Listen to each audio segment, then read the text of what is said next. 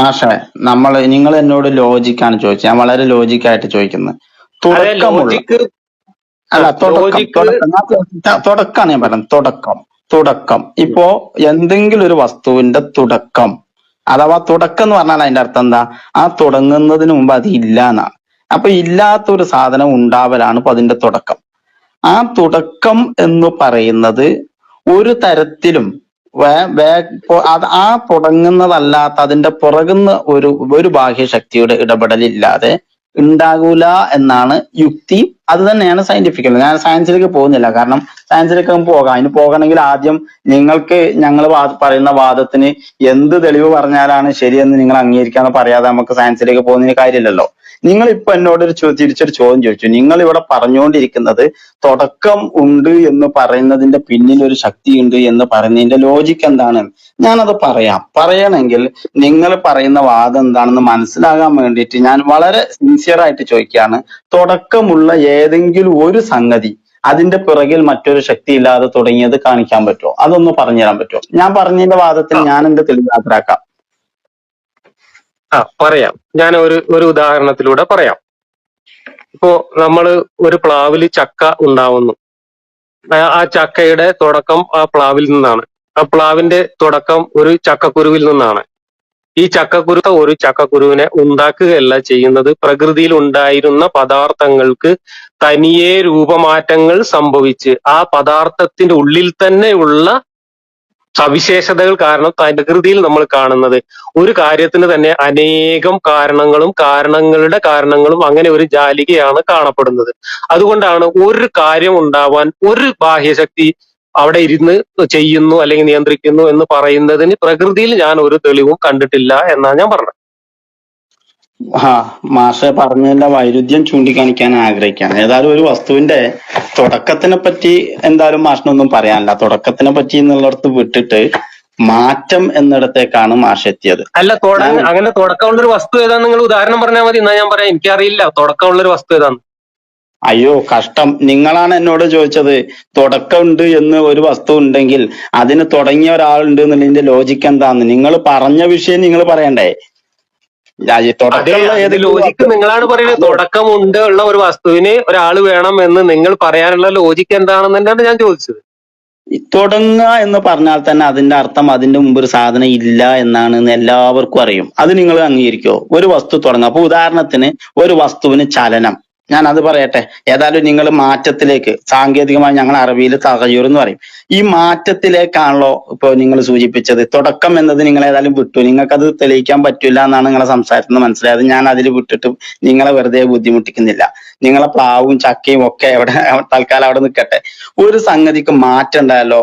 സമചലനാവസ്ഥയ്ക്കോ നിശ്ചലനാവസ്ഥയ്ക്കോ എന്തെങ്കിലും വ്യതിയാനം വരണമെങ്കിൽ അതിനൊരു കാരണം വേണമെന്നും ഈ കാരണത്തിനാണ് ഫോഴ്സ് എന്ന് വിളിക്കാന്നുള്ളത് സയൻസ് പറയുന്നതാണ്. അത് നിങ്ങൾ അംഗീകരിക്കുന്നുണ്ടോ? അത് എല്ലാ കാര്യത്തിലും ആപ്ലിക്കബിൾ ആയിട്ടുള്ള ഒരു സയൻസ് അല്ല. അത് മൂവ് ചെയ്യുന്ന ഒരു മാസുള്ള ഒരു ഒബ്ജക്റ്റിനെ മാത്രം ബാധിക്കുന്ന ഒരു ഫിസിക്സിലെ നിയമമാണ്. ആ ഫിസിക്സിലെ നിയമം തന്നെ കുറെ കൂടി മേലോട്ട് കുറെ കൂടെ വൈഡായിട്ട് പോയി കഴിഞ്ഞാൽ, പ്രപഞ്ചത്തിന്റെ കുറെ കൂടെ വിശാലമായ മേഖലയിലേക്ക് പോയി കഴിഞ്ഞാൽ ഈ നിയമങ്ങളെല്ലാം തന്നെ അപ്രസക്തമാകുന്നു എന്നാണ് ഞാൻ മനസ്സിലാക്കിയിട്ടുള്ളത്. അപ്പൊ നിങ്ങളിപ്പോ പറഞ്ഞത് എന്താണെന്ന് വെച്ചാല് ഈ മാസുള്ള ഏതൊരു സാധനത്തിനും മാറ്റം ഉണ്ടെങ്കിൽ അതിന്റെ പിന്നിൽ അതിന്റെ പുറകിൽ ഒരു ബാഹ്യശക്തി ഉണ്ടാകാം, ഒരു ഫോഴ്സ് ഉണ്ടാകാം തന്നെയാണ് അല്ലെ?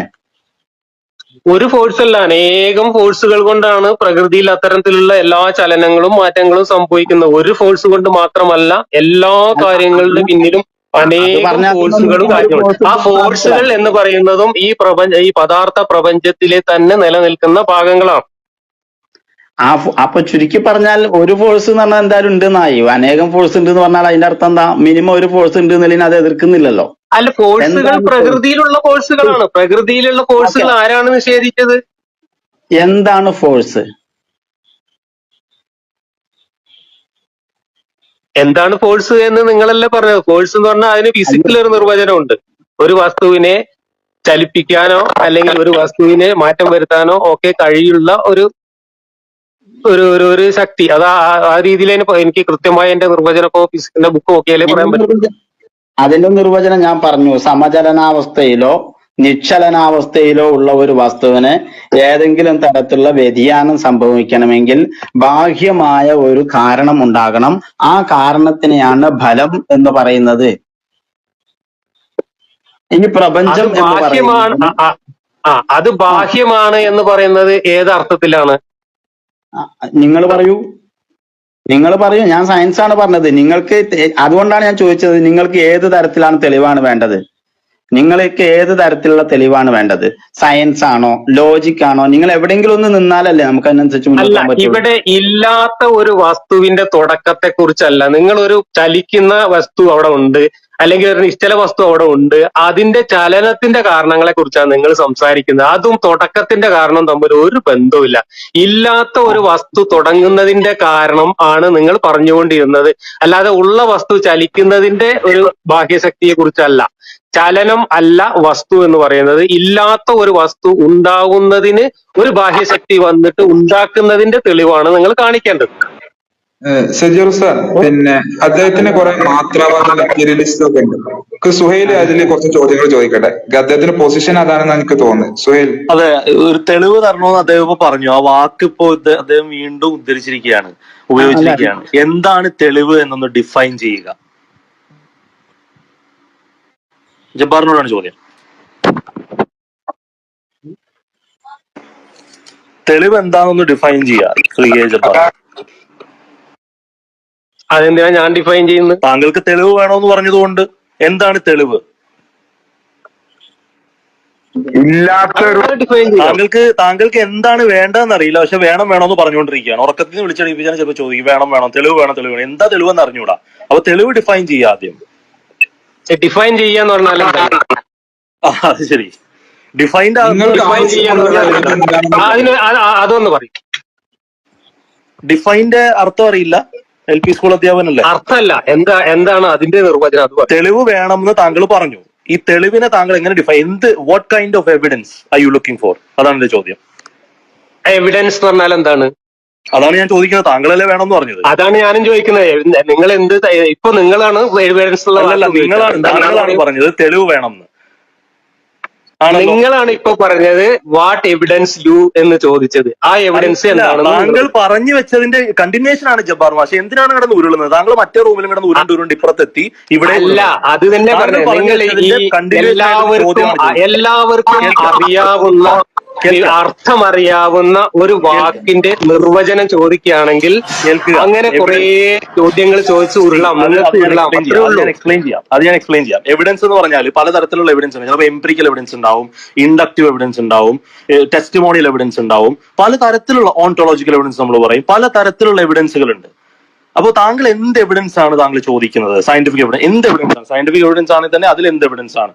അപ്പൊ എവിഡൻസിന് അതിന് താങ്കൾ പറഞ്ഞു തെളിവ് വേണം എന്ന് പറഞ്ഞു. ആ വാക്ക് താങ്കൾ ഉപയോഗിച്ചു. ഇത് റെക്കോർഡഡ് ആണ്, ഇത് പബ്ലിഷ് ചെയ്യപ്പെടും. താങ്കൾക്ക് തന്നെ നാണക്കേടാവും, യുക്തിവാദ സംഘത്തിന് നാണക്കേടാവും. അതുകൊണ്ട് ആ ഒരു വാദം പറയുകയാണെങ്കിൽ അവിടെ കൺസിസ്റ്റന്റ് ആയിട്ട് നിലനിൽക്കുക. എന്നിട്ട് താങ്കൾ പറയുക താങ്കൾ തെളിവ് വേണം എന്ന് പറഞ്ഞു. ഈ തെളിവിനെ ഒന്ന് ഡിഫൈൻ ചെയ്യുക. What kind of evidence are you looking for? താങ്കൾ പറഞ്ഞതിന്റെ കണ്ടിന്യൂഷൻ ആയിട്ടുള്ള ചോദ്യമാണ്, ഉരുളരുത്. സയന്റിഫിക് ആയിട്ടുള്ള തെളിവുകളുടെ അടിസ്ഥാനത്തിലാണ് നമ്മൾ ഓരോ കാര്യങ്ങളും അറിവായിട്ട് സ്വീകരിക്കുന്നത്. ഇവിടെ നിങ്ങൾ ഒരു വസ്തുവിന്, ഇല്ലാത്ത ഒരു വസ്തുവിന് ഒരു തുടക്കക്കാരൻ ഉണ്ടാവണം എന്നൊരു തിയറി, ഒരു പ്രസ്താവനയായിട്ട് അവതരിപ്പിക്കുകയാണ് ചെയ്തത്. അങ്ങനെ നിങ്ങൾ ഒരു പ്രസ്താവന ഇറക്കണമെങ്കിൽ അതിനെന്താണ് ഒരു ലോജിക്ക് എന്നാണ് ഞാൻ ചോദിച്ചത്. അതിന് ലോജിക്ക് ചോദിച്ചപ്പോഴാണ് ഈ തുടക്കമില്ലാത്ത അല്ലെങ്കിൽ തുടക്കമുള്ള എല്ലാത്തിനും ഒരു തുടക്കക്കാരൻ ഉണ്ട് എന്നതിനും പ്രകൃതിയിൽ അല്ലെങ്കിൽ പ്രപഞ്ചത്തിൽ തെളിവുണ്ട് എന്ന് പറഞ്ഞത്. ആ തെളിവ് ചോദിച്ചപ്പോൾ നിങ്ങൾ പറയുന്നത് പ്രപഞ്ചത്തിലുള്ള ഒരു വസ്തു ചലിക്കുന്നതിനുള്ള ബാഹ്യശക്തിയുടെ ഇടപെടലിനെ കുറിച്ചൊക്കെയാണ് പറയുന്നത്. ഇല്ലാത്ത ഒരു വസ്തു തുടങ്ങിയതിന്റെ തെളിവാണ് ഞാൻ ചോദിച്ചത്. അത് നിങ്ങൾ പറഞ്ഞില്ല. അപ്പൊ നിങ്ങൾ തെളിവിന്റെ നിർവചനം എന്നൊക്കെ പറഞ്ഞു. ലോജിക് എന്ന് താങ്കൾ വീണ്ടും പറഞ്ഞു. ഈ ലോജിക്ക് പരിമിതമാണെന്ന് താങ്കൾ മറ്റേ റൂമിലും പറഞ്ഞു, ഇവിടെയും പറയുകയുണ്ടായി. ലോജിക്ക് പരിമിതമാണോ അല്ലയോ? നിങ്ങൾ എന്തിന്റെ അടിസ്ഥാനത്തിൽ ഏത് താങ്കൾ ടൂൾ പറഞ്ഞു വെച്ചിട്ടാണ് ഈ ലോജിക്ക് ചർച്ച പരിമിതമാണ്. അല്ല താങ്കൾ ഈ നേരത്തെ ഈ പറഞ്ഞിരുന്നു. ചർച്ച തന്നെ നടത്തുന്നത് അല്ല, എന്തിന്റെ ഏത് CHFR, ടൂൾ താങ്കളുടെ വെച്ചിട്ടാണ്? ലോജിക് വാക്കുകളാണ്, വെച്ചിട്ടാണോ? താങ്കളുടെ വാക്കുകൾ ഞാൻ കോട്ട് ചെയ്ത് പറയുകയാണ്. അത് ലോജിക് തന്നെ എന്ന് ഞാൻ പറഞ്ഞാൽ ചോദിക്കുന്നത്, ഈ ലോജിക്കിന്റെ ഒരു ടൂൾ വെച്ചുകൊണ്ടാണോ നിങ്ങൾ ഈ ചർച്ച ചെയ്യുന്നത്? അതല്ല അല്ല, വേറെ താങ്കൾ ലോജിക്ക് പറഞ്ഞ പുറത്തുള്ള വേറെ എന്തെങ്കിലും പറഞ്ഞ വെച്ചിട്ടാണോ? പ്രമിസിൽ നിന്നാണ് എന്റെ ചോദ്യം. താങ്കൾ പറഞ്ഞത് ഇത് എന്തിന്റെ ലോജിക്കിലാണ് നിങ്ങൾ ഇതൊക്കെ വാദിക്കുന്നതെന്നാണ്. പക്ഷേ അതേ താങ്കൾ തന്നെ നേരത്തെ പറഞ്ഞു ലോജിക് എന്ന് പറഞ്ഞാൽ പരിമിതമാണ്, ലോജിക് എന്ന് പറഞ്ഞാൽ ലിമിറ്റഡ് ആണ് എന്ന് പറഞ്ഞു. പിന്നെയും താങ്കൾ ലോജിക്കിലേക്ക് പ്രമിസ് കൊണ്ടുപോവാണ്. ആണോ അതെ, അല്ലയോ? പരിമിതമായ ലോജിക്കിന്റെ ഉള്ളിൽ നിന്നുകൊണ്ടാണ് നിങ്ങളും ഈ സമർത്ഥിക്കാൻ വേണ്ടിയിട്ടുള്ള ലോജിക്കുകളും യുക്തിയെല്ലാം അവതരിപ്പിക്കുന്നത്. നമ്മൾ പരിമിതമായ ലോജിക്കുകൾ വെച്ചാണ് നിങ്ങളും ഞാനും സംസാരിച്ചുകൊണ്ടിരിക്കുന്നത്. അല്ലാത്ത ഒരു ടൂൾ നിങ്ങളുടെ കയ്യിലുണ്ട്, ഉണ്ടെങ്കിൽ ആ ടൂൾ പറയൂ. പറഞ്ഞുതരാം. ഒന്ന് വെയിറ്റ് ചെയ്താൽ പറഞ്ഞുതരാം. താങ്കൾ പറഞ്ഞത് ലോജിക് എന്ന് പറഞ്ഞാൽ ലിമിറ്റഡ് ആണെന്ന് താങ്കൾ വളരെ വ്യക്തമായിട്ട് പറഞ്ഞു. വീണ്ടും താങ്കൾ അതേ ശ്വാസത്തിൽ തന്നെ വീണ്ടും ചോദിക്കുകയാണ് ഇതിന്റെയൊക്കെ ലോജിക് എന്താണെന്നാണ്. അപ്പൊ നമ്മള് ലോജിക് അംഗീകരിക്കുന്നില്ല എന്നുണ്ടെങ്കിൽ, ലോജിക് ലിമിറ്റഡ് ആണ് എന്ന് വിശ്വസിക്കുന്ന ഒരാളാണെങ്കിൽ പിന്നെ അതിന്റെ ലോജിക് എന്താണെന്ന് ചോദിക്കുന്നത് അബ്സേർഡിറ്റി ആണ്, അബ്സല്യൂട്ട് അബ്സേർഡിറ്റി ആണ്. അതൊരു സംശയമില്ലാത്ത കാര്യമാണ്. രണ്ടാമത്തെ കാര്യം, എങ്കിൽ പിന്നെ ഞാൻ നിങ്ങൾ പറഞ്ഞ ഒരു സർക്കുലർ താങ്കൾക്ക് റെഫ്യൂട്ട് ചെയ്യാം. ഞാൻ ഒന്ന് പൂർത്തീകരിച്ചോട്ടെ. രണ്ടാമത് താങ്കൾ എവിഡൻസ് എന്ന് പറഞ്ഞു. താങ്കൾ ഇതിനൊക്കെ എന്താ തെളിവെന്ന് ചോദിച്ചു. അതുകൊണ്ടാണ് ഞാൻ ചോദിച്ചത് എന്ത് എവിഡൻസ് ആണ് താങ്കൾ പറഞ്ഞ സയന്റിഫിക് എവിഡൻസ്. ഈ സയന്റിഫിക് എവിഡൻസിൽ സയന്റിഫിക് മെത്തഡോളജി എന്ന് പറഞ്ഞാൽ താങ്കളോട് തന്നെ ജനുവരി 9 സംവാദത്തിൽ ഞാൻ തന്നെ ചോദിച്ച ഒരു ചോദ്യമാണ്. ഈ സയന്റിഫിക് എവിഡൻസ് എന്ന് പറഞ്ഞാൽ ബേസ്ഡ് ഓൺ എംപിരിസിസം ആണ്, ഇൻഡക്ഷൻ ആണ്, ഒബ്സർവേഷൻ ആണ്. ഇത് മൂന്നാണ് ബേസിക് ആയിട്ട് സയന്റിഫിക് മെത്തഡ്സ് എന്ന് പറയുന്നത്. ഇതിൽ ഏതാണ് താങ്കൾ ചോദിക്കുന്നത്? എംപിരിസിസം ആണോ, ഇൻഡക്ഷൻ ആണോ, ഒബ്സർവേഷൻ ആണോ എന്ന് ഞാൻ ചോദിക്കാം വീണ്ടും. ഇതിന്റെ നിർവചനങ്ങൾ അറിയാമോ താങ്കൾക്ക്? ഏതെങ്കിലും ഒരു തെളിവ് പറഞ്ഞാൽ മതി. പക്ഷെ ഇവിടെ തെളിവ് അല്ല, അതെ, ഇവിടെ പ്രസ്താവന നടത്തിയിട്ട് ഇപ്പൊ ഉസ്താദാണ് ഇത് തുടങ്ങി വെച്ചത്. ഉസ്താദ് ആദ്യം ഒരു പ്രസ്താവന നടത്തി, തുടക്കമുള്ള ഒരു വസ്തുവിന് ഒരു തുടക്കക്കാരൻ വേണം എന്ന് ഒരു പ്രസ്താവന നടത്തി. എന്നിട്ട് പ്രപഞ്ചത്തിന് തുടക്കം ഉണ്ട് എന്നൊരു വേറൊരു പ്രസ്താവന. ആ രണ്ട് പ്രസ്താവനകളെ ഇവിടെ ചേർത്തുകൊണ്ട് പ്രപഞ്ചത്തിന്റെ സൃഷ്ടാവ് ഉണ്ട് എന്ന മൂന്നാമത്തെ പ്രസ്താവന നടത്തി. അപ്പോൾ ഈ മൂന്ന് പ്രസ്താവനകളിൽ നിന്നാണ് ഈ ചർച്ച തുടങ്ങുന്നത്. ഈ പ്രസ്താവനകൾക്ക് എന്തെങ്കിലും പറയുന്നത് ഞാൻ പറയട്ടെ, നിങ്ങൾ എന്തിനാ ഇടപെടുന്നത്?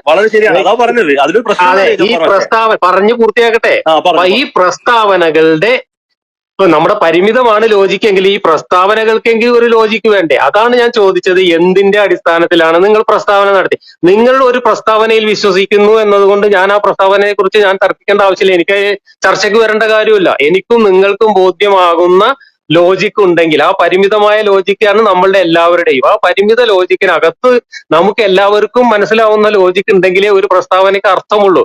അങ്ങനെ അർത്ഥമില്ലാത്ത ഒരു പ്രസ്താവന നടത്തിയിട്ട് ആ പ്രസ്താവന കൊണ്ട് പ്രൂവ് ചെയ്യാനാണ് ഉസ്താദ് ആദ്യം ശ്രമിച്ചത്. അതിനാണ് ഞാൻ ലോജിക്ക് വെച്ചിട്ട് പ്രൂഫ് ചോദിച്ചത്. ഞാൻ പറയട്ടെ.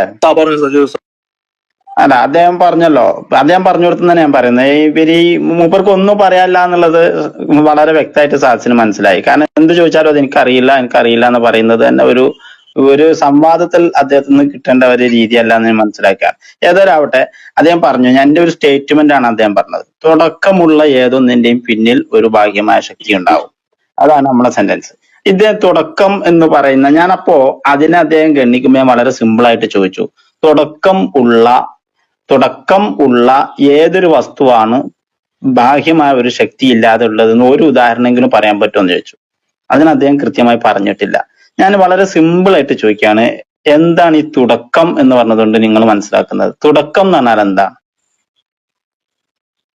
ഇല്ലാത്ത ഒരു വസ്തു ഉണ്ടാവുന്നതിനെയാണ് തുടക്കം എന്ന് ഉദ്ദേശിക്കുന്നതെങ്കിൽ അങ്ങനെ ഒരു വസ്തുവിനെയും ഞാൻ കണ്ടിട്ടില്ല, എനിക്കറിയില്ല എന്നാണ് പറഞ്ഞത്. നിങ്ങൾ കണ്ടോ ഇല്ലേ എന്നുള്ളിടത്തേക്കല്ല എന്റെ ചോദ്യം. നിങ്ങൾ എന്നോട് വളരെ സിമ്പിൾ ആയിട്ട് ഒരു കാര്യം പറഞ്ഞു, തുടക്കം ഇല്ലാത്തൊരു വസ്തുവിന് തുടക്കം ഉണ്ട്. കട്ടായി പോയോ? കേൾക്കുന്നില്ലേ? പറഞ്ഞോളൂ. അദ്ദേഹം പറഞ്ഞത് തുടക്കം ഇല്ലാത്ത ഒരു വസ്തുവിന് അതിന്റെ പിന്നിൽ ഒരു ബാഹ്യമായ ഒരു ശക്തി ഉണ്ട് എന്ന് പറയുന്നതിന്റെ ലോജിക്കൽ സ്റ്റാൻസ് എന്താണെന്നാണ് അദ്ദേഹം ചോദിച്ചത്. അതിനാണ് ഞാൻ തിരിച്ചു ചോദിച്ചത്, തുടക്കം ഇല്ലാത്ത ഒരു വസ്തുവെങ്കിലും ബാഹ്യമായ ഒരു ശക്തി, തുടക്കമില്ലാത്ത എന്തെങ്കിലും ഒരു വസ്തു ബാഹ്യമായ ഒരു ശക്തിയുടെ ഇടപെടലില്ലാതെ ഉണ്ടായി എന്ന് കാണിക്കാൻ പറ്റുമോ? അതിന് അദ്ദേഹം ഉരുണ്ട് കളിച്ചതുകൊണ്ടാണ് ഞാനിപ്പോ സിമ്പിൾ ആയിട്ട് ചോദിക്കുന്നത്. എന്റെ വാദത്തിനാണല്ലോ തെളിവ് വേണ്ടത്. മൂപ്പരെന്ത് വിശ്വസിക്കുന്നുമില്ല, മൂപ്പരൊന്നും വിശ്വസിക്കുന്നില്ല എന്നാണ് ഇവിടെ പറഞ്ഞത്. എന്ത് ചോദിച്ചാലും ഞാൻ അങ്ങനെ വിശ്വസിക്കുന്നില്ല എന്നാണ് പറഞ്ഞിട്ടുള്ളത്. അതുകൊണ്ട് നിങ്ങളുടെ വിശ്വാസം ഇവിടെ പ്രശ്നമേ അല്ല. അതേസമയം എന്റെ ഒരു സ്റ്റേറ്റ്മെന്റിനെ ഇവിടെ നിങ്ങൾ പ്രോബ്ലമൈസ് ചെയ്തിട്ടുണ്ട്. അതായത് തുടക്കമുള്ള ഏതൊന്നിന്റെയും പിന്നിൽ ഒരു ബാഹ്യശക്തി ഉണ്ടാവും എന്ന എന്റെ സ്റ്റേറ്റ്മെന്റ് ആണ് നിങ്ങൾ ഇവിടെ പ്രശ്നവൽക്കരിച്ചത്. അതുകൊണ്ടാണ് ഞാൻ ചോദിച്ചത്, തുടക്കം എന്ന് പറഞ്ഞാൽ എന്താണ്? തുടക്കം എന്ന് പറഞ്ഞാൽ അതിന്റെ മുമ്പ് ഒന്നും ഇല്ലാത്തൊരു സംഗതി പിന്നീട് ഉണ്മയിലേക്ക് വരികയാണ് എന്ന് നിങ്ങളെ സംസാരത്തിൽ ഇവിടെ പറഞ്ഞു. അപ്പോ അങ്ങനെ ഒരു സംഗതി, തുടക്കം ഇല്ലാതൊരു സംഗതി പിന്നീട് ഉണ്മയിലേക്ക് വരുമ്പോ അത് സ്വന്തം ഉണ്ടായതാണ് എന്നാണോ നിങ്ങൾ പറയുന്നത്? ആണോ? തുടക്കം എന്ന് പറഞ്ഞാൽ എന്താണെന്ന് നിങ്ങൾ ഡിഫൈൻ ചെയ്താൽ മാത്രമേ അങ്ങോട്ട് മുന്നോട്ട് പോകാൻ പറ്റുള്ളൂ. കാരണം നിങ്ങൾ മനസ്സിലാക്കുന്നു, ഞാൻ മനസ്സിലാക്കുന്നു, രണ്ടാണെങ്കിൽ നമ്മൾ ഒരു സംവാദം നടക്കൂല. ഒരേ വിഷയത്തെ കുറിച്ചാണല്ലോ സംവാദം നടക്കേണ്ടത്. അപ്പൊ നിങ്ങൾ തുടക്കം എന്ന് പറഞ്ഞുകൊണ്ട് നിങ്ങളുടെ കോൺസെപ്റ്റ് വേറെ ഒന്നാവുക, ഞാൻ തുടക്കം എന്നുകൊണ്ട് ഉദ്ദേശിക്കുന്നത് വേറെ ഒന്നാവുക. അങ്ങനെ ആയാൽ പിന്നെ നമ്മൾ ഒരേ വിഷയത്തെ കുറിച്ച് ഇവിടെ സംസാരിക്കുന്നതിൽ അർത്ഥം ഉണ്ടാവില്ല. കോമൺ പ്ലാറ്റ്ഫോം ആണല്ലോ. ഉസ്താദ് തുടക്കം എന്ന് പറഞ്ഞത് ഇല്ലാത്ത ഒരു വസ്തു ഉണ്മയിലേക്ക് വരുന്നതിനെ ഉദ്ദേശിച്ചുകൊണ്ടാണെന്ന് ഇപ്പൊ വ്യക്തമായിട്ട് പറഞ്ഞല്ലോ. അതേ അർത്ഥത്തിൽ തന്നെയാണ് തുടക്കം എന്ന് ഞാൻ പറഞ്ഞത്. അങ്ങനെ ഇല്ലാത്ത ഒരു വസ്തു മാഷേ, നമ്മൾ തർക്കാവണ്ട, നമ്മള് സംസാരം തന്നെ ആവാം. അതായത് ഇപ്പൊ നിങ്ങൾ പറഞ്ഞത് വ്യക്തമാണ്. നിങ്ങളിപ്പോ പറഞ്ഞത് ഞാൻ പറഞ്ഞു കഴിഞ്ഞിട്ടില്ല.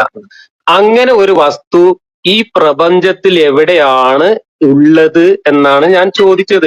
തുടക്കം ഉള്ള ഒരു വസ്തു, അതിനു മുമ്പ് ഇല്ലാത്ത ഒരു വസ്തു, ഏതെങ്കിലും ഒരു വസ്തു നിങ്ങൾ ചൂണ്ടിക്കാണിച്ച് തന്നാൽ ആ വസ്തു തുടക്കമില്ലാതെ ആണോ ഉണ്ടായത്, തുടക്കം ഉണ്ടായിട്ട് അല്ല, ഒരു തുടക്കക്കാരൻ ഉണ്ടായിട്ടാണോ ഉണ്ടായത് അല്ലേ എന്നുള്ളത് നമുക്ക് ചർച്ച ചെയ്യാം. ഒരു എക്സാമ്പിൾ തന്നാൽ മതി.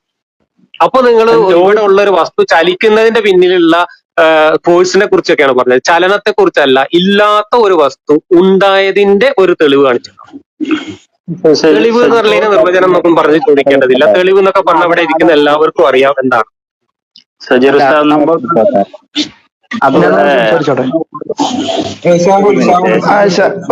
ഒരു മിനിറ്റ് ഷാഹുൽ ഒന്ന് ജസ്റ്റ് ഒന്ന് സംസാരിക്കട്ടെ. ഓക്കെ, എന്നിട്ട് ഷാഹുൽ ഞാൻ പറയുന്നത് ക്ലിയർ ആണല്ലോ അല്ലെ? കേൾക്കുന്നുണ്ടല്ലോ? ഓക്കെ. അപ്പൊ മാഷെ, പിന്നെ ഞാൻ ആർഗ്യം വന്നല്ല, മാഷ് പറഞ്ഞതിനൊരു സംശയം. പിന്നെ അതായത് കാരണങ്ങളുടെ അനന്തമായ സാധ്യതകളാണ് ഇങ്ങനെ നീണ്ടു കിടക്കുന്നത്, പിന്നെ പ്രത്യേകിച്ച് തുടക്കമൊന്നും ഉണ്ടാകുന്നില്ല എന്ന പോലെയുള്ള വാദങ്ങൾ പറയുമ്പോൾ മാഷ് അടുത്ത് പറഞ്ഞു, ഈ ചക്കക്കുരു കുഴിച്ചിട്ട് കഴിഞ്ഞാല് പിന്നെ അത് മുളയ്ക്കുന്നുണ്ട്, അത് ഉൽപ്പത്തിയല്ല, ശരിക്കും മുമ്പ് ഉണ്ടായിരുന്ന സാധനത്തിന്റെ ചേഞ്ച് ആണെന്നൊക്കെ പറഞ്ഞു. അപ്പൊ ഈ ചക്കക്കുരു എങ്ങനെയാണ് മുളയ്ക്കുന്നത് എന്നുള്ളത് മാഷ് ഒന്ന് പറയാമോ?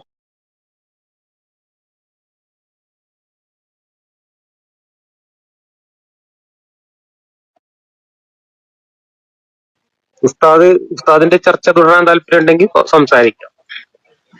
ഞാൻ പറഞ്ഞത് കേൾക്കുന്നുണ്ടോ? കേട്ടു. പിന്നെ ഷാഹുലുമായിട്ട് സംസാരിക്കാൻ എനിക്ക് താല്പര്യമില്ല. അത് ജബ്ബാർ മാഷാണോ പറയുന്നത്? അതെ. താങ്കളുടെ ഒരു വാദത്തിൽ നിന്നുള്ള ഒരു ചോദ്യമാണ് ഷാഹുൽ ചോദിച്ചത്. അതിന് മാഷെ, ഞാൻ വളരെ ലളിതമായിട്ടുള്ള ഒരു ചക്കക്കുരു എങ്ങനെ വയ്ക്കണമെന്നല്ലേ ചോദിച്ചുള്ളൂ. അതിനൊന്ന് മറുപടി പറഞ്ഞൂടെ പ്ലീസ്?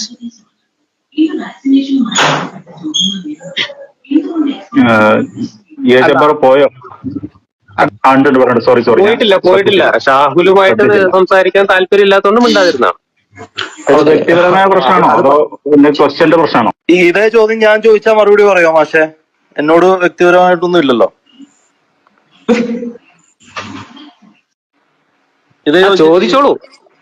ഇതേ ചോദ്യം തന്നെ ഞാനും വീണ്ടും ആവർത്തിക്കുകയാണ്. ഒന്ന് വിശദീകരിക്കാവോ? ചക്കക്കുരു എങ്ങനെയാ മുളയ്ക്കുന്നതെന്ന് വിശദീകരിക്കണം.